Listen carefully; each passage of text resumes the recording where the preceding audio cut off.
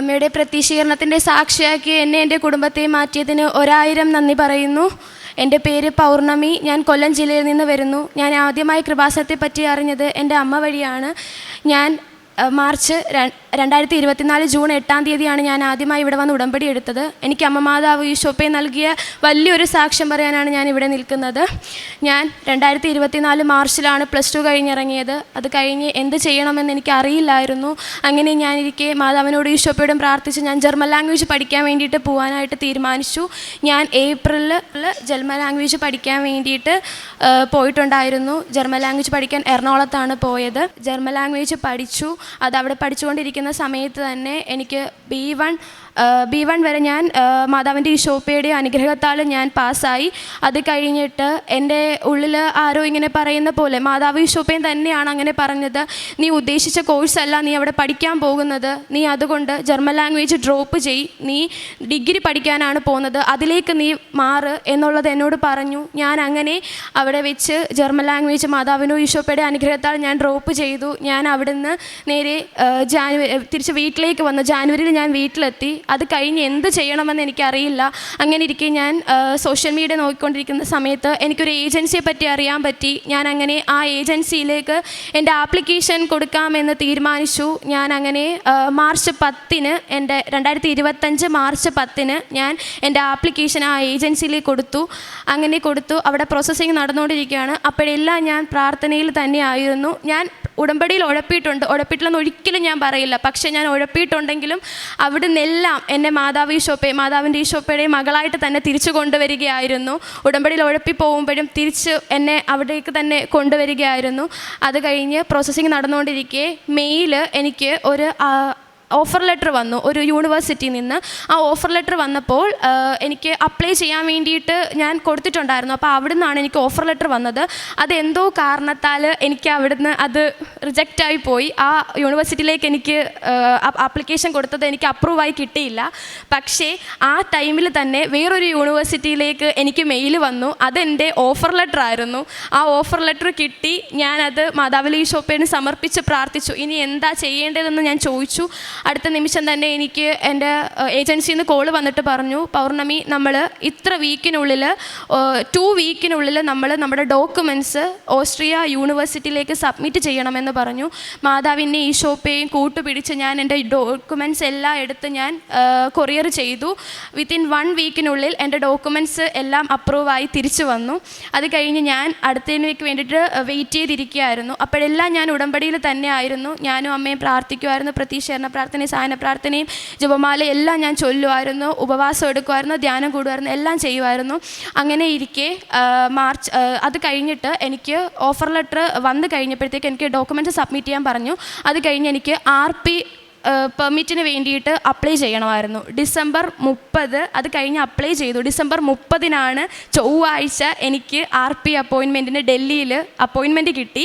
ഞാൻ 29-ന് ഇവിടുന്ന് ഡൽഹിക്ക് പോയി. അവിടെ ചെന്നിട്ടും എനിക്കറിയില്ല അവിടെ ചെന്നിട്ട് എന്താണ്, ഞാൻ ഇതുവരെ ഞാൻ അതുവരെ പോയിട്ടില്ല, എനിക്ക് എന്താ അവിടെ ചെയ്യേണ്ടതെന്നൊന്നും അറിയില്ലായിരുന്നു. ഞാൻ അവിടെ ചെന്ന് കഴിഞ്ഞ് ഞാൻ പ്രാർത്ഥിച്ചു, മാതാവ് ഈശോപ്പ എൻ്റെ കൂടെ ഉണ്ട് എന്നതിൻ്റെ അടയാളം എനിക്ക് കാണിച്ചു തരണമെന്ന് പറഞ്ഞ് ഞാൻ പ്രാർത്ഥിച്ചു.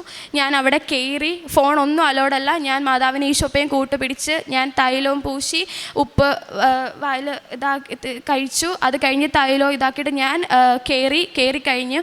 അവിടെ ചെന്നപ്പോൾ എനിക്കറിയില്ല അവിടെ എൻ്റെ പേപ്പർ മേടിക്കാനിരുന്നത് മാതാവാണ്. അതേപോലെ ഒരു അമ്മയായിരുന്നു. മാതാവിൻ്റെ അതേ കളർ ഡ്രസ്സിട്ട് അതേ രീതിയിലായിരുന്നു എന്നോട് അവർ പെരുമാറിയത്. എന്നോട് ഒരു രീതിയിലും ദേഷ്യപ്പെട്ടോ അല്ലെങ്കിൽ എന്നെ ഇതുവരെ ആ ഒരു രീതിയിലൊന്നുമല്ല പെരുമാറിയത്. മാതാവ് തന്നെയാണ് എന്നെ അവിടെ ഉണ്ടായിരുന്നത്. അതേപോലെ not by merit but by grace, അത് എനിക്ക് ഉറപ്പാണ്. എൻ്റെ കഴിവിനാൽ എനിക്കൊന്നും കിട്ടിയിട്ടില്ല. മാതാവിൻ്റെ ഈശോപ്പയുടെ കൃപയാൽ മാത്രമാണ് എനിക്ക് എല്ലാം തന്നിരിക്കുന്നത്. അത് കഴിഞ്ഞ് തിരിച്ച് ഞാൻ ജാനുവരി 4-ാം തീയതി വീട്ടിലേക്ക് വന്നു. ജാനുവരി 4-ാം തീയതി കഴിഞ്ഞ് വൺ മന്ത് എടുക്കും നമ്മുടെ RP അപ്രൂവൽ വരാനായിരുന്നു പറഞ്ഞിരുന്നത്. പക്ഷേ 1 മന്ത് ആയിട്ടും എൻ്റെ RP അപ്രൂവൽ വന്നില്ല. ഫെബ്രുവരിയിലും വന്നിട്ടില്ല, ഒന്നും ആയിട്ടില്ല.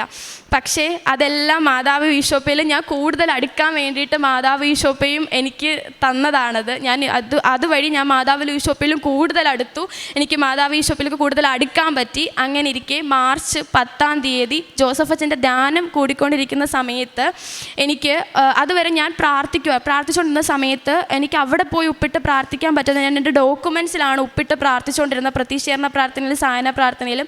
അങ്ങനെ ഇരുന്ന സമയത്ത് ഞാൻ കരുതിയിരുന്നത് യൂണിവേഴ്സിറ്റിയാണ് എനിക്ക് RP അപ്രൂവൽ തരുന്നതെന്നാണ്. പക്ഷേ അതെല്ലാം ഞാൻ അങ്ങനെ തന്നെയാണ് പ്രാർത്ഥിച്ചുകൊണ്ടിരുന്നത്. അത് കഴിഞ്ഞ് മാർച്ച് 10 ധ്യാനം കൂടിക്കൊണ്ടിരുന്ന സമയത്ത് എന്നെ ഏജൻസിയിൽ നിന്ന് വിളിച്ചിട്ട് പറഞ്ഞു, പൗർണമി 1 വീക്കിനുള്ളിൽ RP അപ്രൂവൽ വന്നില്ല എന്നുണ്ടെങ്കിൽ ഇത് ഡ്രോപ്പ് ചെയ്യാനേ പറ്റൂ, നമുക്ക് ഇതിലൊന്നും ചെയ്യാനൊക്കത്തില്ല. പുതിയതായിട്ട് ഒന്നേന്നും പറഞ്ഞ് ഒന്നുകൂടെ അപ്ലൈ ചെയ്ത് പൈസയെല്ലാം അതേപോലെ മുടക്കി RPക്ക് അപ്രൂവലിന് വേണ്ടിയിട്ട് നമ്മൾ ഡൽഹിയിൽ പോയി. ഇതൊക്കെയായിരുന്നു അവർ അന്നേരം എന്നോട് പറഞ്ഞുകൊണ്ടിരുന്നത്. ഞാൻ പറഞ്ഞു, ഇല്ല, മാതാവ് ഈശോപ്പയും തരും, 1 വീക്കിനുള്ളിൽ തന്നെ എനിക്ക് RP അപ്രൂവൽ കിട്ടും, ഉറപ്പാണ് എന്ന് ഞാൻ പറഞ്ഞു പ്രാർത്ഥിച്ചു. അങ്ങനെ ഇരിക്കെ അവരെന്നോട് പറഞ്ഞു, പൗർണമി യൂണിവേഴ്സിറ്റി അല്ല RP അപ്രൂവൽ തരുന്നത്, മജിസ്ട്രേറ്റ് ആണ് RP അപ്രൂവൽ തരുന്നതെന്ന് പറഞ്ഞു. അതിനുശേഷം ഞാൻ മജിസ്ട്രേറ്റിന് അവിടത്തേക്ക് വേണ്ടിയിട്ട് ഞാൻ പ്രാർത്ഥിച്ചു. ഉപ്പിട്ട് എൻ്റെ ഡോക്യുമെൻറ്റ്സിൽ എല്ലാം ഞാൻ പ്രാർത്ഥിച്ചു. അങ്ങനെ ജോസഫ് അച്ഛൻ്റെ ധ്യാനം കൂടിക്കൊണ്ടിരുന്ന സമയത്ത് ജോസഫ് അച്ഛൻ പറഞ്ഞിട്ടുണ്ടായിരുന്നു, ധ്യാനം തീരാറായ സമയത്ത് ജോസഫ് അച്ഛൻ പറഞ്ഞിട്ടുണ്ടായിരുന്നു, 1 വീക്കിനുള്ളിൽ അത്ഭുതം പ്രവർത്തിക്കും. അത് വിസയുടെ കാര്യവും പറഞ്ഞിട്ടാണ്, പഠിക്കുന്നതിനെ പറ്റിയിട്ട്, വിദേശ പഠനത്തെ പറ്റി പറഞ്ഞിട്ടാണ് ജോസഫ് അച്ഛൻ പറഞ്ഞത് 1 വീക്കിനുള്ളിൽ അത്ഭുതം പ്രവർത്തിക്കും, അത്ഭുതം ഉണ്ടാവും എന്നുള്ളത് പറഞ്ഞത്. അപ്പോഴേ എനിക്ക് വിശ്വാസമായി, മാതാവ് ഈശോപ്പ എനിക്ക് തരും. ഞാൻ കൈവിട്ടില്ല, ഞാൻ പ്രാർത്ഥിക്കാൻ തുടങ്ങി. എല്ലാ ദിവസവും പള്ളിയിൽ പോകാൻ തുടങ്ങി, കൊന്ത ചൊല്ലാറുണ്ട്, ബൈബിൾ വായിക്കാറുണ്ട്, സായന പ്രാർത്ഥനയും പ്രതീക്ഷണ പ്രാർത്ഥനയും ചൊല്ലാറുണ്ട്, ഉപവാസം എടുക്കാറുണ്ട്, എല്ലാം ഞാൻ അതേപോലെ തന്നെ ചെയ്തിട്ടുണ്ട്. അങ്ങനെ മാർച്ച് 17 1 വീക്ക് ആയ സമയത്ത്, മാർച്ച് 17 രാവിലെ പ്രതീക്ഷീകരണ പ്രാർത്ഥന ചെല്ലുന്ന സമയത്ത് എൻ്റെ തിരിയിൽ 7 എന്ന് തെളിഞ്ഞു. 7 എന്നുള്ളൊരക്കം വന്നിട്ടുണ്ടായിരുന്നു. അപ്പോൾ എനിക്കറിയില്ല 7 എന്താ വന്നേ എന്നുള്ളത് ആ സമയത്ത് എനിക്ക് മനസ്സിലായില്ല.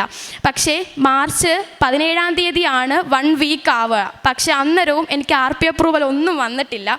പക്ഷേ അതെല്ലാം വെയിറ്റ് ചെയ്ത് ഞാൻ ഇരിക്കുന്ന സമയത്ത് അന്നും ഞാൻ പ്രാർത്ഥനയൊന്നും മുടക്കിയിട്ടില്ല. മാതാവ് ഈശോപ്പേ എനിക്ക് ഇന്നല്ലേ തരാമെന്ന് പറഞ്ഞാൽ ഞാൻ തന്നില്ലല്ലോ എന്നുള്ള രീതിയിലൊന്നും ഞാൻ പരാതി പറയാനോ ഒന്നും കൂട്ടാക്കിയില്ല.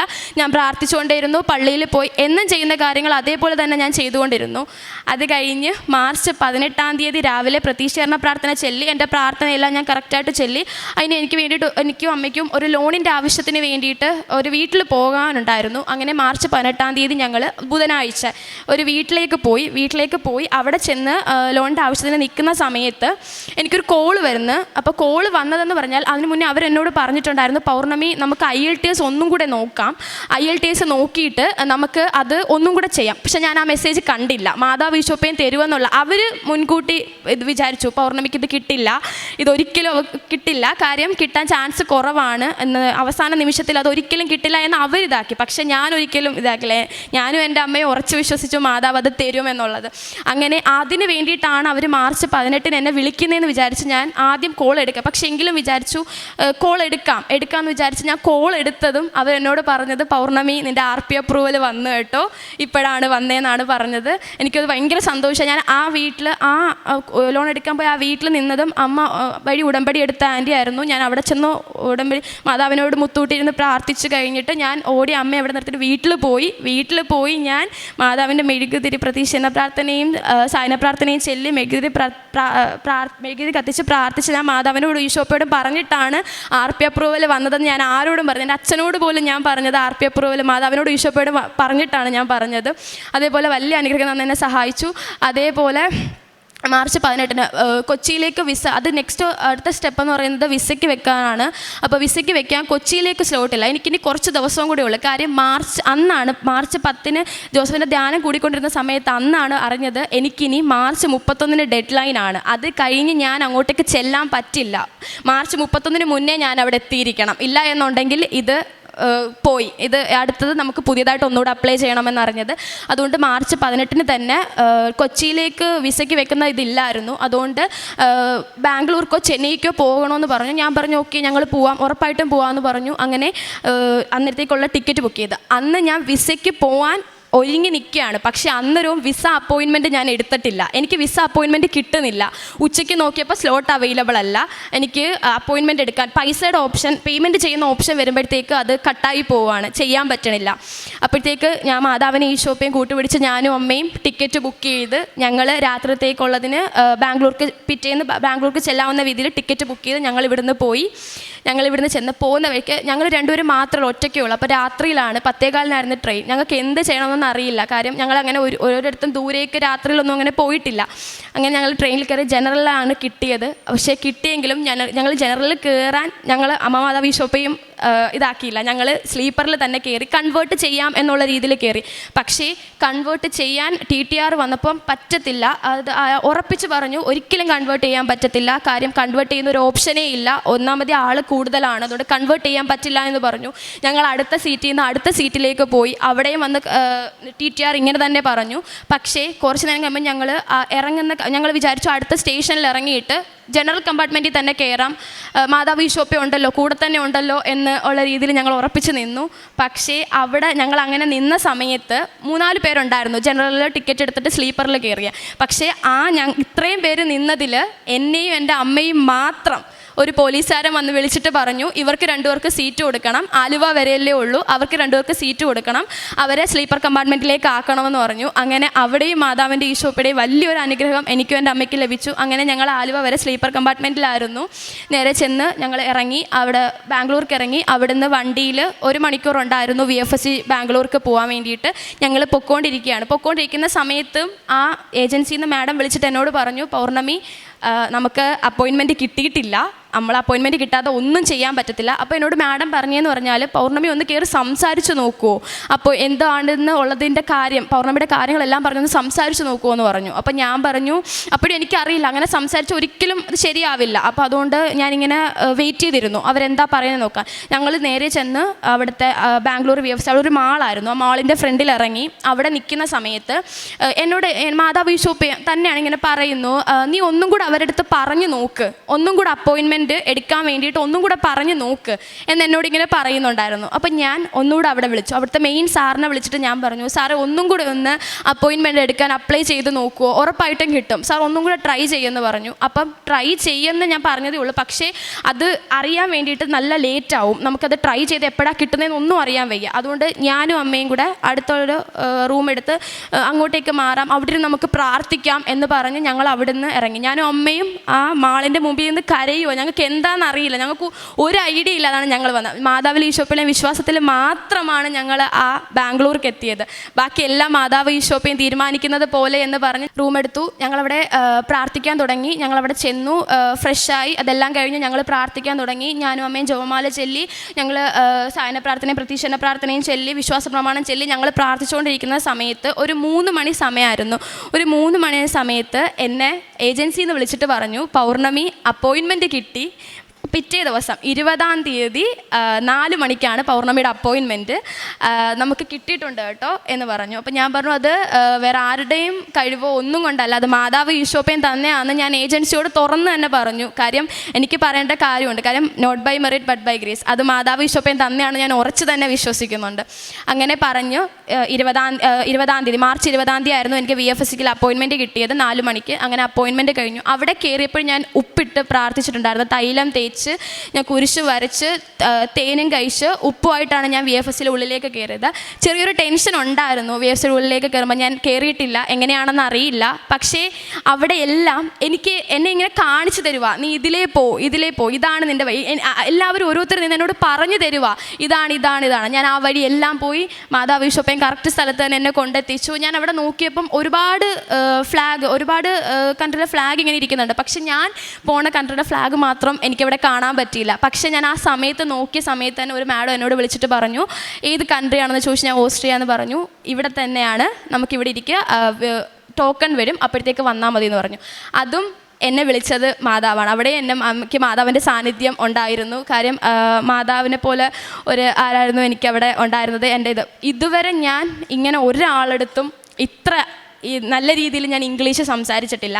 എന്നോട് ആ ആൾ പറയുന്നതും എനിക്ക് ഇത്ര നന്നായിട്ട് മനസ്സിലായിട്ടുമില്ല. പക്ഷേ അവിടെ മാതാവ് ഈശോപ്പ ഇടപെട്ടു, എനിക്ക് കൃത്യമായിട്ട് എല്ലാം പറഞ്ഞ് മനസ്സിലാക്കി തന്നു, എന്താണ് കാര്യമെന്ന് പറഞ്ഞു. അപ്പോൾ ആ ഇരിക്കുന്ന സമയത്ത് എന്നോട് അവർ പറഞ്ഞു, magistrate already Austria magistrate mention ചെയ്തിട്ടുണ്ട് പൗർണമിയുടെ ഇത് ഇച്ചിരി ഡിലേ ആയിരുന്നു, അപ്പോൾ എത്രയും പെട്ടെന്ന് കാര്യം ചെയ്ത് കൊടുക്കണം എന്നുള്ളത് അതിൽ ഓൾറെഡി മെൻഷൻ ചെയ്തിട്ടുണ്ടെന്ന് പറഞ്ഞു. പക്ഷേ ഞാനത് കണ്ടിട്ടില്ലായിരുന്നു. അപ്പം ഞാൻ ഇറങ്ങി വന്നപ്പോൾ അമ്മ ഉണ്ടായിരുന്നു എൻ്റെ കൂടെ. അപ്പോൾ ഞാൻ അങ്ങോട്ട് കയറിപ്പോയത് ഭയങ്കര ടെൻഷനിലാണ്. അപ്പോൾ തിരിച്ചു വന്നപ്പോൾ അമ്മയ്ക്ക് ഭയങ്കര സന്തോഷമായി. ഞാൻ ഭയങ്കരമായിട്ട് സന്തോഷിച്ച് ചിരിച്ച് ഇതായിട്ടാണ് ഞാൻ അമ്മയുടെ അടുത്തേക്ക് ഓടി വന്നത്. അപ്പോൾ അത് കണ്ടപ്പോൾ അമ്മയ്ക്ക് ഭയങ്കര സന്തോഷം. അപ്പോൾ അമ്മ എന്നോട് ചോദിച്ചു. അപ്പോൾ ഞാൻ പറഞ്ഞു, അമ്മ ഇങ്ങനൊരു കാര്യമുണ്ട്, മജിസ്ട്രേറ്റിൻ്റെ മെയിലിനകത്ത് മെൻഷൻ ചെയ്തിട്ടുണ്ടെന്ന് പറഞ്ഞു. ഞാൻ നോക്കിയപ്പം മെയിലൊന്നും മെൻഷൻ ചെയ്തിട്ടില്ല, അതിനെപ്പറ്റിയിട്ട് ഒന്നുമേ മെൻഷൻ ചെയ്തിട്ടില്ല. അപ്പോഴത്തേക്ക് അവർ പറഞ്ഞു കറക്റ്റ് സമയത്ത് തന്നെ പൗർണമിയുടെ പാസ്പോർട്ട് വരുമെന്ന് പറഞ്ഞു. പക്ഷേ അതൊന്നും മെൻഷൻ ചെയ്തിട്ടില്ല. അങ്ങനെ ഞാൻ VFCയിൽ വിസയ്ക്ക് വെച്ചു. അത് കഴിഞ്ഞ് ഞാൻ വീട്ടിൽ വന്നു, പ്രാർത്ഥനയിൽ തന്നെയായിരുന്നു ഞാൻ. അത് കഴിഞ്ഞിട്ട് എനിക്ക് 26-ാം തീയതി എനിക്ക് വിസ ഡിസ്പാച്ച് ആയെന്ന് മെയിൽ വന്നു. അതിന് മുന്നേ ഒന്നും പ്രോസസ്സിങ് എന്നേ ഉള്ളായിരുന്നു. പക്ഷേ വിസ ഡിസ്പാച്ച് ആയെന്നൊന്നും മെയിൽ വന്നിട്ടില്ല. കാര്യം വിസയ്ക്ക് വെക്കുന്നതിന് മുന്നേ ടിക്കറ്റ് എടുത്തിട്ട് വേണം നമുക്ക് വിസയ്ക്ക് വെക്കാൻ. അപ്പം 26-ാം തീയതി ഡിസ്പാച്ച് ആയെന്ന് മെയിൽ വന്നു. അപ്പോൾ അത് കഴിഞ്ഞപ്പോൾ ഞാൻ വിചാരിച്ചു ഇന്നലെ കഴിഞ്ഞു, ഇന്ന് രാവിലെയെങ്കിലും എൻ്റെ വിസ എൻ്റെ കയ്യിൽ കിട്ടും എന്ന് വിചാരിച്ചിരുന്നു. പക്ഷേ എൻ്റെ വിസ എൻ്റെ കയ്യിൽ കിട്ടിയില്ല. അങ്ങനെ ഇരിക്കെ ഞാൻ രാവിലെ പ്രാർത്ഥിച്ചുകൊണ്ടിരുന്നപ്പം അവിടെ വിളിച്ചപ്പോൾ പറഞ്ഞു, ഇന്നത്തെ കൊറിയർ എല്ലാം ഔട്ടായി, ഇനി കൊറിയർ ഒന്നും വരാനില്ല പൗർണമി, മിക്കവാറും തിങ്കളാഴ്ചത്തേക്കായിരിക്കും എന്ന് പറഞ്ഞു. അപ്പോൾ അമ്മ എന്നോട് പറഞ്ഞു, മോൾ വിഷമിക്കേണ്ട, നമുക്കിപ്പോൾ തന്നെ കൃപാസനത്തിൽ പോവാം, മാതാവിൻ്റെ അടുത്തേക്ക് വരുന്ന സമയത്ത് തന്നെ നിൻ്റെ വിസ ഡിസ്പാച്ചായി നമുക്ക് കിട്ടും എന്നുള്ളത് നിൻ്റെ അടുത്ത് വിളിച്ച് പറയും, നീ അതോർത്ത് വിഷമിക്കേണ്ട എന്ന് പറഞ്ഞു. ഞങ്ങൾ ആ വിശ്വാസത്തോടെ പ്രാർത്ഥിച്ച് തന്നെ ഞങ്ങൾ ബസ്സിൽ കയറി ഞങ്ങൾ ഇങ്ങോട്ട് വരുന്ന വഴിക്ക് കൃപാസനം എത്താറാവുന്നതിന് കുറച്ച് മുന്നേ ഒരു 3 മണി സമയം ആയപ്പോഴത്തേക്ക് എനിക്ക് ഫോൺ വന്നു, പൗർണമി വിസ വന്നിട്ടുണ്ട്, വിസ ട്രിവാൻഡ്രത്തേക്ക് ഇതായിട്ടുണ്ട്, പൗർണമി കളക്ട് ചെയ്താൽ മതി, നാളെ മാർച്ച് 29-ന് ഞാൻ ഓസ്ട്രിയയ്ക്ക് പോവാണ്. ഇത്രയും നന്ന അമ്മ മാതാവിന് ഈശോയ്ക്ക് ഞാൻ 1000 നന്ദി പറയുന്നു. പിന്നെ ആത്മീയമായി എനിക്ക് ഒരുപാട് വളരാൻ പറ്റി. കാര്യം ഞാൻ ഒരുപാട് ദേഷ്യം ഉള്ള ഒരാളാണ്. പക്ഷേ എൻ്റെ ദേഷ്യം എല്ലാം കുറച്ച് എനിക്ക് എല്ലാവരോടും സന്തോഷത്തോടെയും സമാധാനത്തോടെയും പെരുമാറാനുള്ള അനുഗ്രഹം തന്നു. അതേപോലെ തന്നെ ഞാൻ ഒരിടത്തേക്ക് പോവുകയാണെന്നുണ്ടെങ്കിൽ ഞാൻ എവിടെ പോയാലും ഞാൻ ഒരു വെള്ളം കുടിക്കാതെ പോലും തിരിച്ച് വീട്ടിലേക്ക് വരാത്തൊരാളാണ്. പക്ഷേ ഒരു കടയിൽ കയറി, പക്ഷേ എനിക്കിപ്പോൾ ഞാനൊരു വെള്ളം കുടിക്കാൻ പോകുമ്പം എനിക്ക് പെട്ടെന്ന് ഓർമ്മ വരും, ഞാൻ വെള്ളം കുടിച്ചാൽ ബാക്കിയുള്ളവരെല്ലാവരും വെള്ളം കുടിക്കാതെ എത്രയോ പേര് ആ റോഡരികിലും കാര്യങ്ങളും ഇരിക്കുന്ന, അവർക്ക് ഫുഡ് മേടിച്ച് അല്ലെങ്കിൽ അവർക്കൊരു ഇത് മേടിച്ച് കൊടുക്കാതെ ഞാൻ ഒരു സ്ഥലത്തുനിന്നും വെള്ളം കുടിക്കാറില്ല. അതിൽ എന്നെ മാതാവ് ഈശോപ്പയും വളർത്തി. അതേപോലെ കാരുണ്യ പ്രവർത്തികൾ ചെയ്യാനുണ്ട്. ഞാനും എൻ്റെ അമ്മയും ആഴ്ചയിൽ എല്ലാവർക്കും ഫുഡ് കൊണ്ട് കൊടുക്കാറുണ്ട്. അതേപോലെ തന്നെ മാതാവിന് ഈശോപ്പയോട് ഞാൻ നേർന്നിട്ടുണ്ടായിരുന്നു. എനിക്ക് RP അപ്രൂവൽ കിട്ടി പിറ്റേന്ന് തന്നെ ഞാൻ 33 പേർക്ക് എൻ്റെ കൈ കൊണ്ട് തന്നെ ഫുഡ് ഉണ്ടാക്കി ഞാൻ എല്ലാവർക്കും പാവപ്പെട്ടവർക്ക് ഞാൻ കൊടുക്കുമെന്നുള്ളത്. പക്ഷേ 18-ാം തീയതി എനിക്ക് പറ്റിയില്ല. ഞാൻ 18-ാം തീയതി തന്നെയാണ് RP വിസയ്ക്ക് വേണ്ടിയിട്ട് പോയിട്ടുണ്ടായിരുന്നത്. പക്ഷേ 21-ാം തീയതി രാവിലെയാണ് ഞാൻ തിരിച്ച് കൊല്ലത്തെത്തിയത്. അമ്മ തന്നെ ഉച്ച കഴിഞ്ഞ് ഞാൻ എൻ്റെ കൈ കൊണ്ട് ഫുഡ് ഉണ്ടാക്കി ഞാൻ 33 പേർക്കുള്ള ഫുഡ് ഞാൻ ഹോസ്പിറ്റലിലും വഴിയരികിലും എല്ലാം ഞാൻ കൊണ്ടു കൊടുത്തു. കാരുണ്യപ്രവർത്തനം ചെയ്യാറുണ്ട്. പിന്നെ ഞാൻ സാക്ഷ്യം കേൾക്കാറുണ്ട്, സാക്ഷ്യം എല്ലാവർക്കും ഷെയർ ചെയ്യാറുണ്ട്, പത്രം കൊടുക്കാറുണ്ട്. അതേപോലെ തന്നെ ധ്യാനം കൂടി എല്ലാവർക്കും ഷെയർ ചെയ്യാറുണ്ട്, സ്റ്റാറ്റസ് ഇടാറുണ്ട്, പ്രതീക്ഷണ പ്രാർത്ഥന, സായന പ്രാർത്ഥന എല്ലാം ഞാൻ ചെല്ലാറുണ്ട്. പിന്നെ ഒരു കാര്യം കൂടെ ഞാൻ പറയാം, എൻ്റെ അമ്മ എനിക്ക് എൻ്റെ ജീവിതത്തിൽ തന്ന ഏറ്റവും വലിയ ഗിഫ്റ്റാണ് കൃപാസന മാതാവ്. അത് ഒരിക്കലും ഞാൻ പറയാതിരിക്കത്തില്ല, എല്ലായിടവും ഞാൻ പറയും, എൻ്റെ അമ്മ മാതാവ് തന്നതാണ് എൻ്റെ അമ്മ തന്നതാണ് എൻ്റെ അമ്മ മാതാവിനെ. അത് ഞാൻ ഉറച്ചു വിശ്വസിക്കുന്നു. അമ്മ മാതാവ് ഈ ശോഭയെ നൽകിയ അനുഗ്രഹങ്ങൾക്കെല്ലാം ഒരിക്കൽ കൂടി ഞാൻ നന്ദി പറയുന്നു. നിൻ്റെ ഭാരം കർത്താവിനെ ഏൽപ്പിക്കുക, അവിടുന്ന് നിന്നെ താങ്ങിക്കൊള്ളും. നീതിമാൻ കുലുങ്ങാൻ അവിടുന്ന് സമ്മതിക്കുകയില്ല. സങ്കീർത്തനം 55:22 വചനമാണ്. ബഹുമാനപ്പെട്ട ജോസഫ് അച്ഛൻ്റെ ധ്യാനത്തിൽ കൂടെ ഇങ്ങനെ പറയുന്നു, വിദേശ വിദ്യാഭ്യാസത്തിന് തടസ്സമുള്ളവർക്ക് വേണ്ടിയിട്ട് ആ തടസ്സം മാറ്റി കൊടുക്കുന്നു. ഓരോ കാര്യവും അവൾ വിശ്വസിച്ച് പ്രാർത്ഥിക്കുകയാണ്. അച്ഛൻ പറഞ്ഞപ്പോഴും ഈശോയിലും അമ്മയിലും കൂടുതൽ വിശ്വസിച്ച് പ്രാർത്ഥിക്കുകയാണ്. അങ്ങനെയാണ് മെഴുകുതിരിയിൽ 7 എന്ന നമ്പർ എന്നെ കാണിച്ചായിരുന്നു, മൊബൈലിൽ വന്നിരുന്നു. ആ നമ്പർ വെളിപ്പെടുത്തി കൊടുത്തിരുന്നു. 17-ാം തീയതിയാണ്. തിരിയിൽ 7 എന്ന് വെളിപ്പെടുത്തിയപ്പോഴോ ഈ മകൾ വിശ്വസിക്കുകയാണ്, അമ്മയുടെ ദിവസമാണ്. പിന്നീടുള്ള ആ 7-ാം തീയതിയിലുള്ള 7 ദിവസം കഴിഞ്ഞപ്പോഴാണ് വിസ RP അപ്രൂവലായത്. പിന്നെ ഓരോ കാര്യങ്ങളും ചൊവ്വാഴ്ചയിലാണ് നടന്നതെന്നാണ് ഈ മകൾ പറയുന്നത്. ഉപവാസം എടുത്ത് പ്രാർത്ഥിക്കുന്ന ഈ മകളുടെ ജീവിതത്തിൽ എപ്പോഴും ഈശോയും അമ്മയും കൂടെയുണ്ട്. അച്ഛൻ്റെ ടോക്കിൽ കൂടെയും എഴുതിൽ കൂടെയും മറ്റ് വ്യക്തികളുടെ സാന്നിധ്യം, മറ്റ് വ്യക്തികളിൽ കൂടെയുമാണ് മാതാവിൻ്റെ ഈശോയുടെ സാന്നിധ്യം ഈ മകൾ അടുത്തറിഞ്ഞത്. നമ്മുടെ ജീവിതത്തിലും ഉടമ്പടിയിൽ നമുക്കൊരു പൂർണ്ണ സുരക്ഷിതയാണുള്ളത്. ഒന്നും പേടിക്കേണ്ട ആവശ്യമില്ല. നമ്മെ താങ്ങി നിർത്തുന്ന ഒരു ദൈവമാണ് നമ്മുടെ കൂടെയുള്ളത്. നമ്മുടെ ഭാരങ്ങളെല്ലാം കർത്താവിനെ ഏൽപ്പിക്കാം, അവിടുന്ന് നമ്മെ താങ്ങിക്കൊള്ളും.